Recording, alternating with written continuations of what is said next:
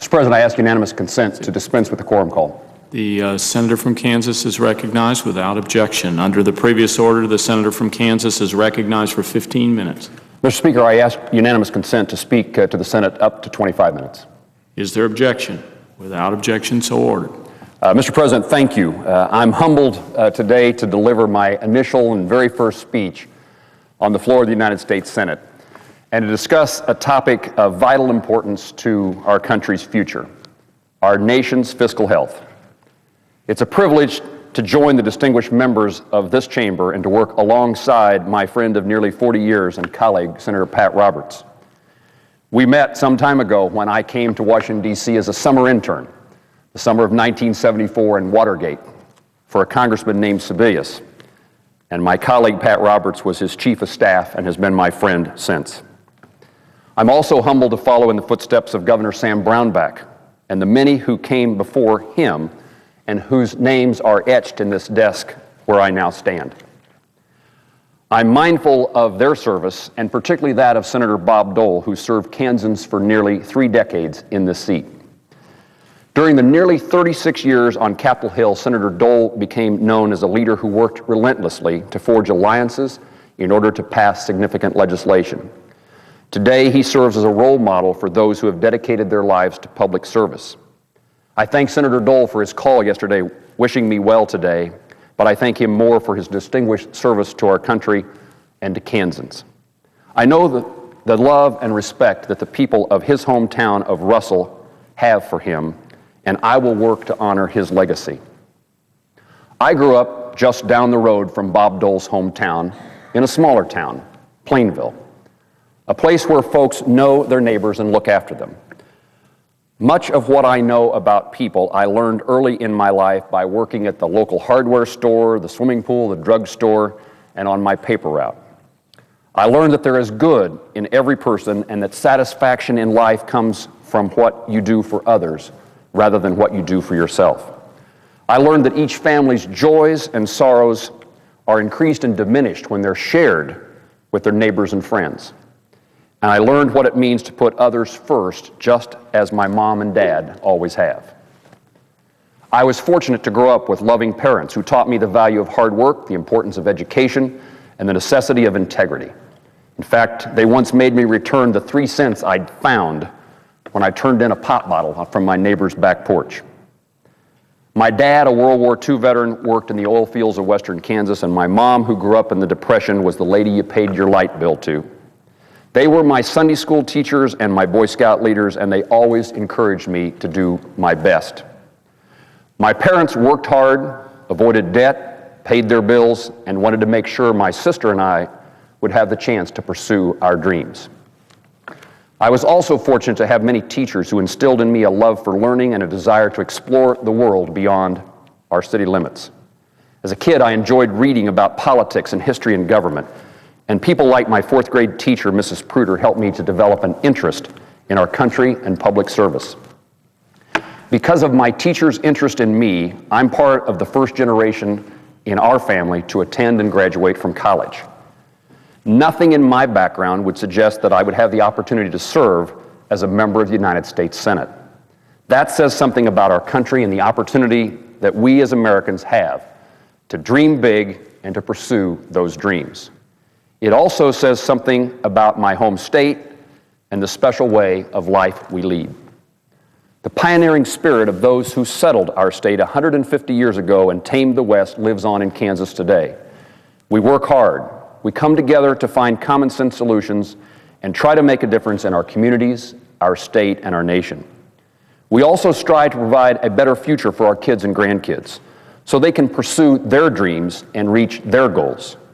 This is the reason I got involved in public service, and it's the reason I remain involved today. Since coming to Congress in 1997, I've made it a priority to stay connected with Kansans, and so I return home on the weekends. And whether I'm at the grocery store or attending church or filling the tank with gas, the conversations I have with Kansans matter to me and impact the work I do here in Washington.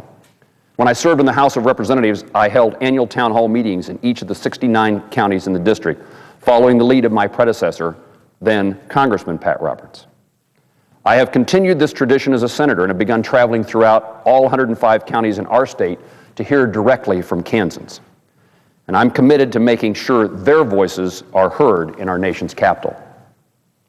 Last spring in Kansas, I watched our oldest daughter walk across her college graduation stage, and it was another defining moment for me. Our country is facing enormous fiscal challenges, and if we fail to act, our children's future is at risk. I believe all members of Congress, and in fact every American, has the responsibility to be a good steward of what has been passed on to us.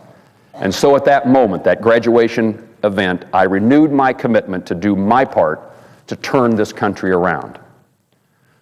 I'm one of many voices to express this concern. In 1985, President Reagan took the podium during his second inaugural address and spoke about one of his greatest concerns, our nation's deficit spending. He told the American people that 50 years of deficit spending had finally brought our nation to the time of reckoning. He said, "We've come to a turning point, a moment for hard decisions. We must act now to protect future generations from government's desire to spend its citizens' money and to tax them into servitude when the bills become due."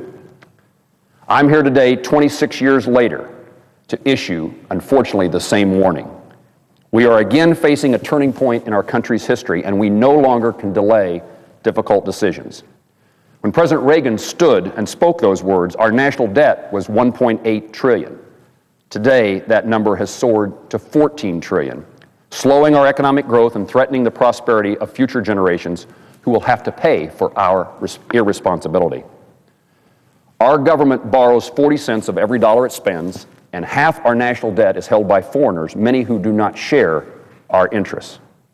The simple truth is our nation's debt is the responsibility of several Congresses and presidents who have allowed us to live well beyond our means for way too long.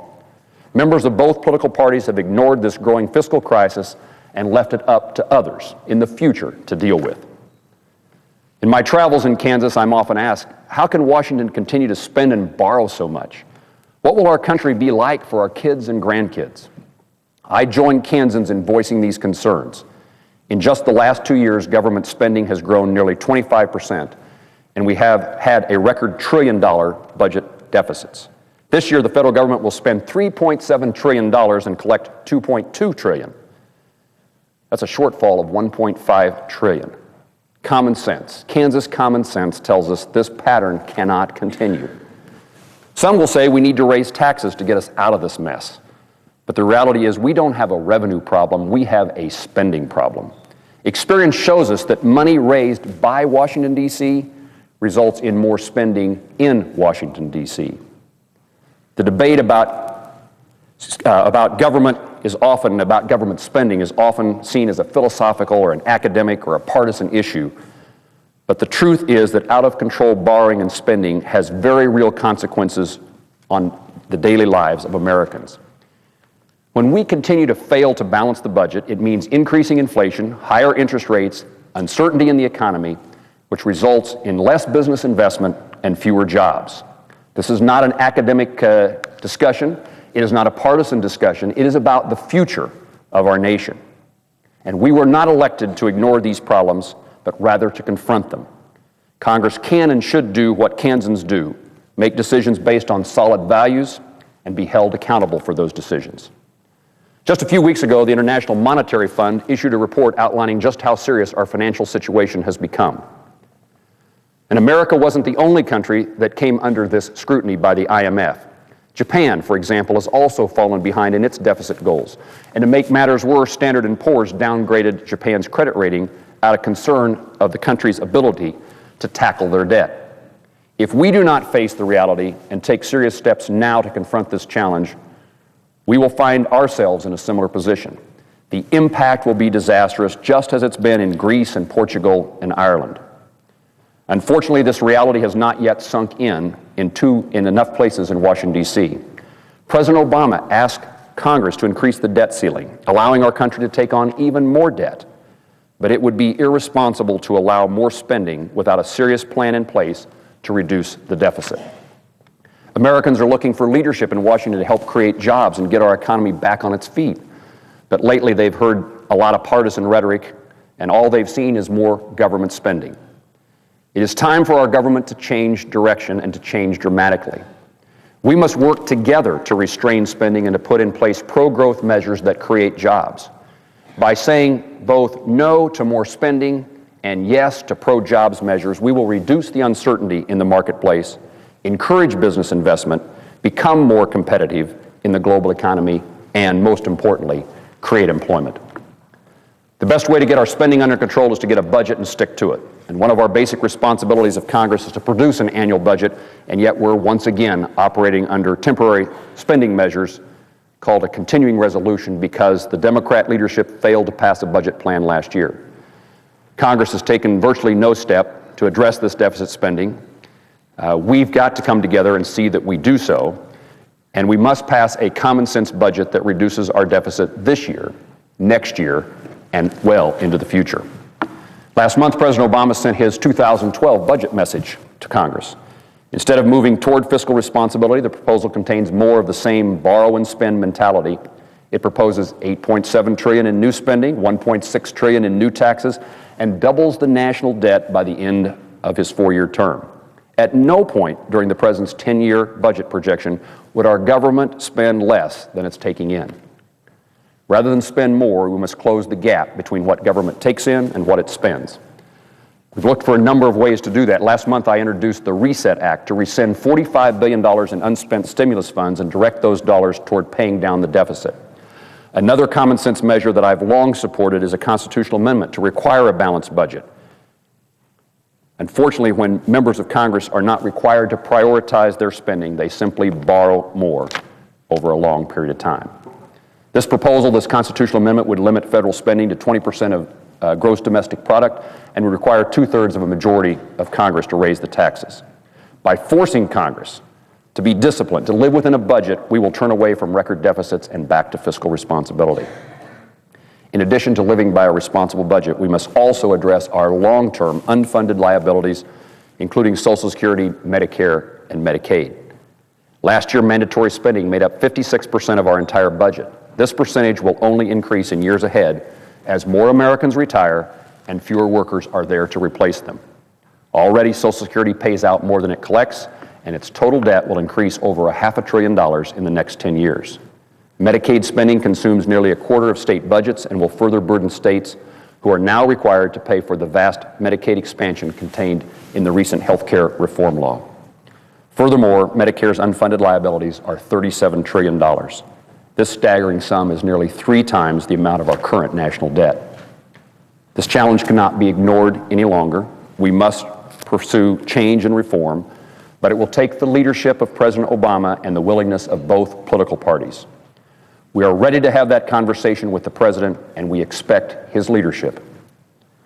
Finally, history shows that economic growth starts with the private sector. So Congress must create an environment where entrepreneurship and business can flourish.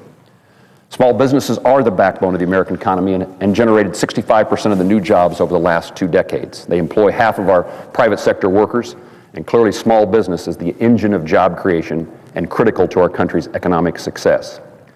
Business owners, as I tour plants in Kansas, will say, what next? What next harmful thing is Washington, D.C. going to do that puts me out of business? For too long, Washington has increased the regulatory and tax burden on businesses at the expense of jobs.